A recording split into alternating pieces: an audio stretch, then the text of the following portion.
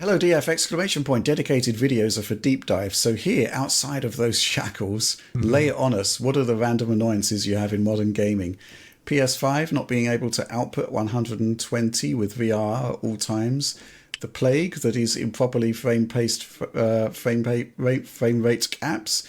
The average graphics settings menu being bare bones with descriptions that do nothing to aid the user.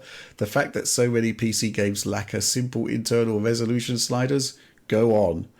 Actually, I could probably have a pretty good guess at what John would say, but let's kick off with Will. Yeah. With Will, what are your sort of random Oh annoyances in gosh. gaming? I mean, I think basically all of them revolve around the Microsoft Store and the Xbox app just being incredibly unreliable. I think this is Right. exacerbated by the fact that I'm usually benchmarking when I encounter this kind of stuff.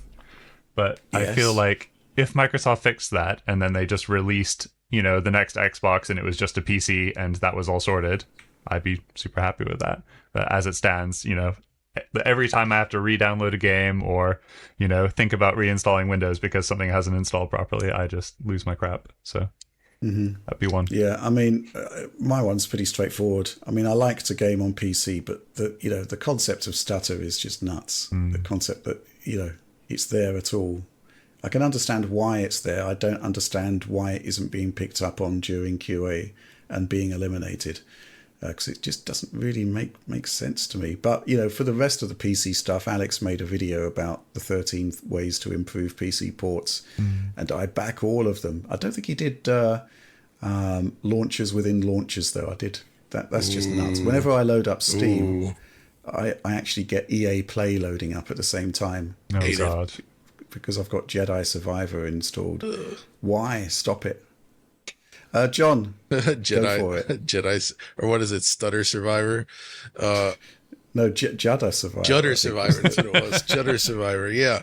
Uh, So, phew. I mean, one of my current pet peeves remains the extremely uneven and relative lack of games supporting HDR, let alone HDR right. properly, because I think HDR is absolutely transformative when done well. Like, it's so beautiful. But like, I feel like the number of games supporting it is actually decreasing. And I don't know why, because there are more HDR displays out there than ever.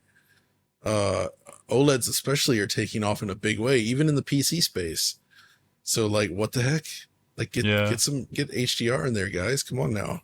I was gonna say that like my monitor has Dolby Vision even, and could I get that to work to mention it in a review? Not, I mean, maybe one game actually supported it, but it's all really, really old stuff at this point. Yeah, So exactly. unless auto HDR just magically becomes amazing, and it is already good, and I'm really glad we have that as a tool. But yeah, it feels like nobody's really paying attention to the HDR experience on Windows, and that's a really big shame. Yep. Mm, I would yeah. also throw in stuff like scaling of pixel assets and such. Is not always handled well, especially in games that use pixel art or like lower resolution artwork. Like, lower resolutions can look a lot better when the scaling is done right. And a lot of times it's just not. It's like blurry bilinear upscale or something similar that kind of ruins the image quality. That always annoys me. We could go on all day. Yeah. I think the issue is that we've talked about it at length in so many different directs at this point that we're at risk of covering old ground. But do watch Alex's video about how to improve PC ports, because I think, as we discussed in a direct a couple of weeks ago, there have been some genuine improvements, but there's still a lot of, dare I say it, low-hanging fruit that that isn't being sorted And low hanging fruit in the here and now. in the here and now. Bespoke low-hanging Yep. fruit.